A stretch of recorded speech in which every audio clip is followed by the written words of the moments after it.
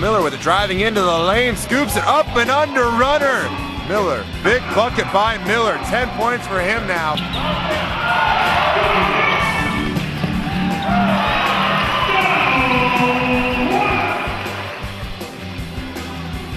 Donald Watts into the lane, up and under move. Donald Watts been the answer to the scoring deficiencies of the Explosion here in the second half so far. Gonna have to create something. Long three-point attempt by Booker as the buzzer goes off.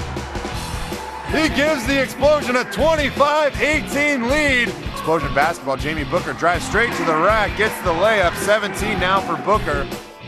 Weekly long three, brings rain with that one. Watts now into the lane, layup attempt of his own. Booker up fakes into the lane, finger roll lay-in. Explosion lose this one 113 to 100.